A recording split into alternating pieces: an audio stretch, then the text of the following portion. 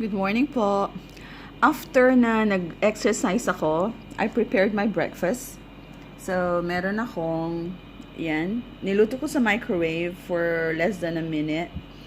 So, nilagay ko lang sa plato and then binitak ko yung yung egg yolk niya kasi magpa-pop out yun kung masyadong mainit na yung microwave. So, niluto ko siya for less than a minute. Tapos, ito naman, yung hotdog, jumbo hotdog yan. Hinati-hati ko ng 5 pieces. Tapos, nilagyan ko ng tubig dito. I-microwave ko din siya. Kasi hindi po ako nag-fry. Hindi ako gumagamit ng oil. Bihira lang. And then, I put some white cheese in here sa side niya. And then, ketchup. Tapos, nag-toast po ako ng 3 pieces of bread. Brown po yan, and chocolate drink. So I'm using Nesquik, but not as often. Okay, so you can join me with my breakfast mukbang today. Where will I put you? Here.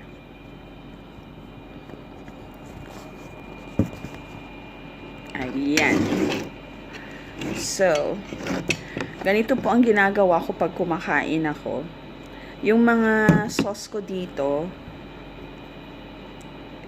pinapahid-pahid ko lang. I don't put in my bread kasi gusto ko yung bread ko solo lang siya.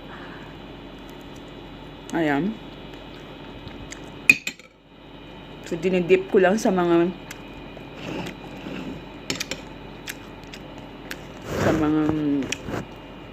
ketchup or cheese or and then here, yan, dinidip ko lang po.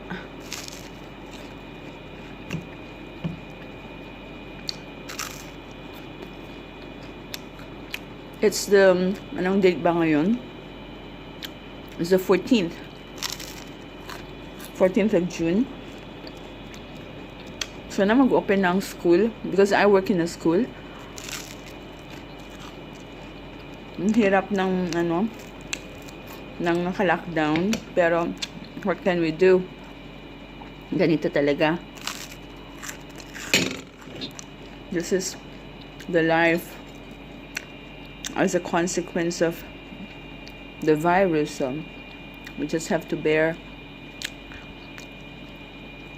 at maging masunurin. Stay at home. Huwag pagala-gala. Kasi mataas pa ang infection sa labas. At kung nasa labas naman po kayo, then you just have to be very extra careful. Carry with you alcohol. And mag-mask kayo.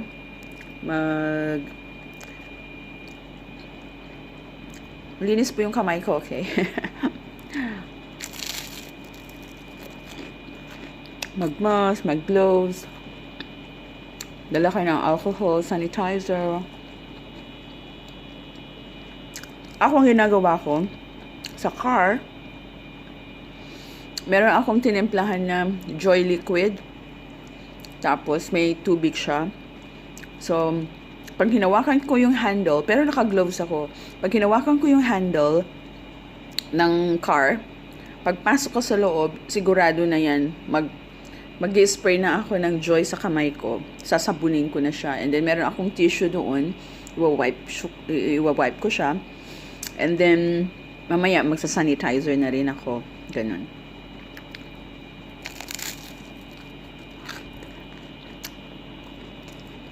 Dali na naman gagawin ko pagpasok ko sa car. Pag may pinuntuhan ako,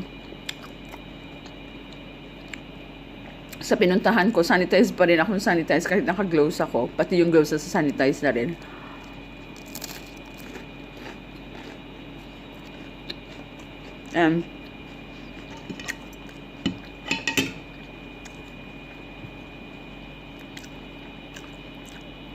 Naghuhugas ako doon sa tabi ng kotse sa parking lot.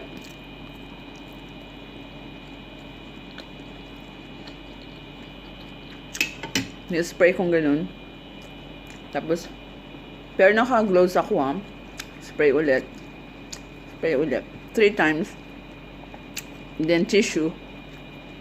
Sometimes, inaano ko, pinapat ko doon sa saya ng aking dun sa saya or dito sa baba ng jeans ko kaya skirt ko, depends kung ano yung suot ko.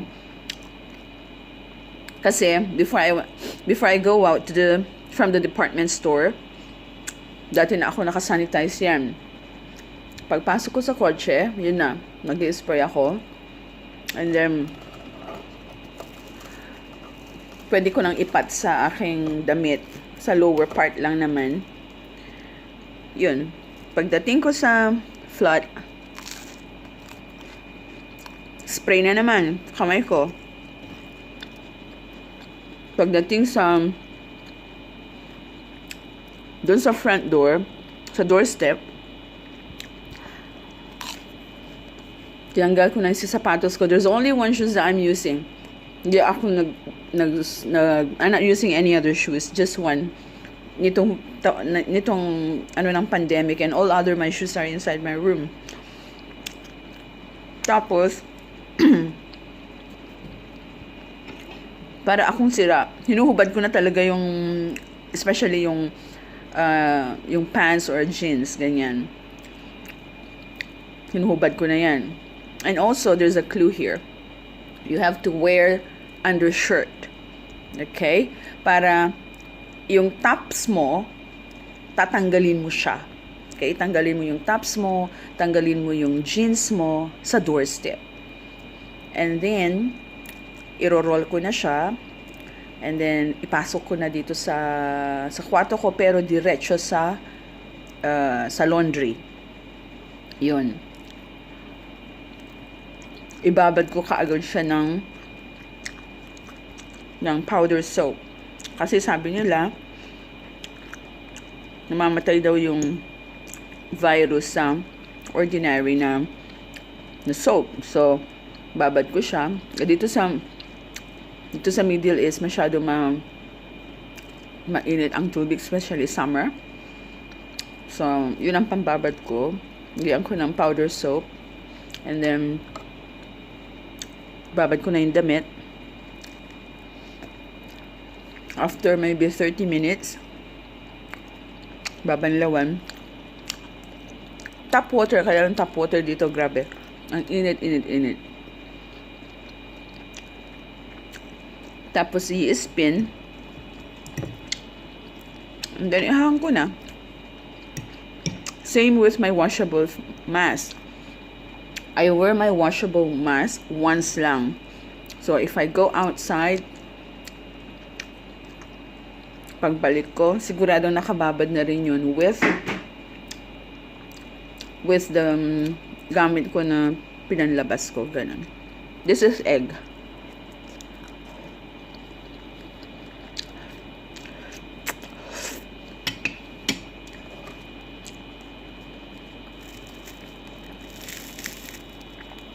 I don't eat this food every day, every single day, no. I normally eat, of course, I'm Filipino, I eat rice. Kaya lang nagbawas ako ng rice kasi sabi ng mama ko, mataba daw yung mukha ko. Kasi matakaw ako. I eat rice, mamaya mag-bread pa ako. Kaya ngayon, wala akong rice dito, bread na lang. And I'm fond of milk. Powdered milk. Kasi, dati-dati yung fresh na low-fat.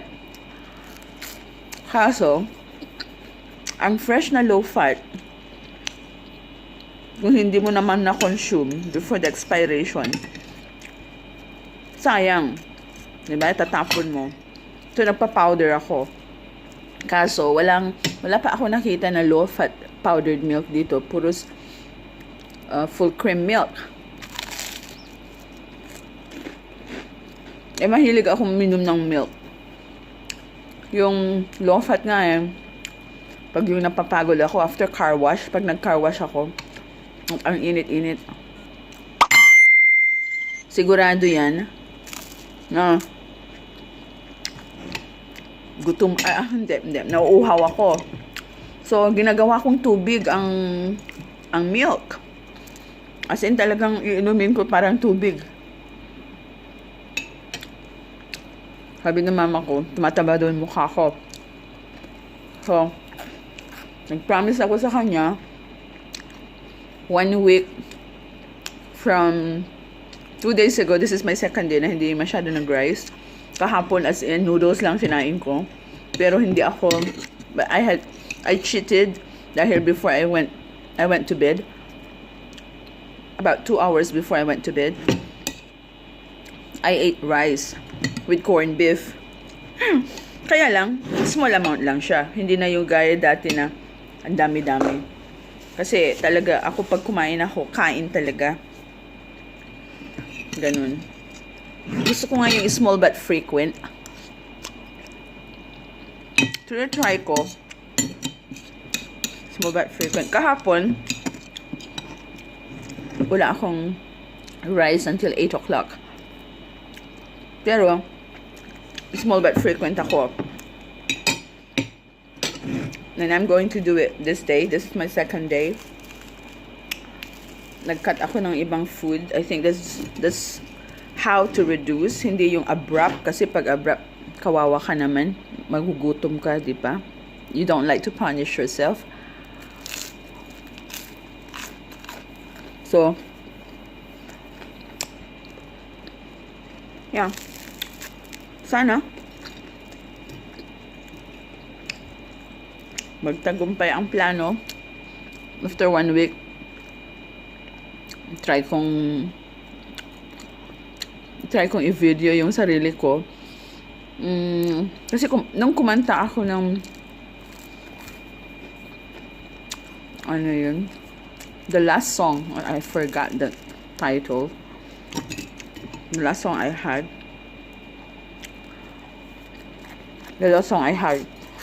2 days ago. Mataba nga ako.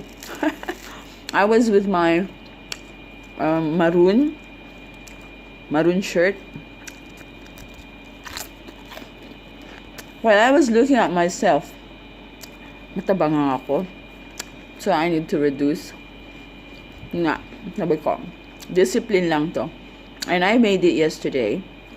And today, hopefully, nagluto pa rin ako ng rice kasi hindi naman pwede na abrupt na wala kang rice, diba? Baka manghihina ka naman. So, magluto pa rin ako ng rice. Magra-rice pa rin ako. Kaya lang, hindi na yung dating amount. Binawasan ko. And, hindi na 3 times a day. Once na lang. Try ko. Then, the same pa rin. Yung kinakain mo, kaya lang, small amount. Ganun. Tapos sa milk ko naman, magmi-milk pa rin ako. Kaya lang, hindi na gaya nung parang ginagawa kong tubig. Right? This day, nag-milk ako once lang, kaya lang, konti lang na milk nilagay ko. Watery nga siya. Para lang nasatisfy mo yung taste buds mo. Dahil nagka-crave din siya, yung taste na yun. Hindi mo pwedeng kaagad-agad bitawan. And also, unti-unti mong tanggalin, ganun. Nag-try ako na gumawa ng apple juice. Though ginagawa ko naman nun, kaya lang pag gusto ko lang ganyan. So ngayon, purposely, I have to drink apple juice, at least 1.5 glass. Kasi yung isang apple, ginagawa ko, kinat-cut ko yan, nilagay ko sa blender, then lagyan ko ng tubig, and then lagyan ko ng brown sugar. It should not be, kaya lang, gusto ko lang maubos na parang may taste siya. Konti lang naman na sugar. Just to add up, kasi may water siya, right? Tapos, ayun, blend mo siya, i-strain mo. Tapos, i-press mo na ganun sa strainer para makuha mo at least yung mga ibang parts. And then, yun na, inumin mo na. Ginagawa ko, nilagay ko lang sa tumbler. And then, pwede mong, you can drink it gradually. But I can drink 1 glass, 1 go. Yung iba na, pag gusto mo nang mag-top up, ganun. Alright, so I end my video here. I hope nakapulot kayo kahit konti lang. I'm trying to do as many videos as I can. And yeah, this is just a sort of reliving myself, because as I've said in my previous videos, it's difficult to be alone. So the only way for you to make you happy and make you going could be something that you find relief or you can spend time with, right? So now I want to engage in video making. And thank you once again for those who can appreciate the video. If you don't, then it's not for you. Alright, I'm just trying to be more productive despite the challenges we have, and you know that, right? So I'll end from saying cheers and have a great day to everybody. God bless you.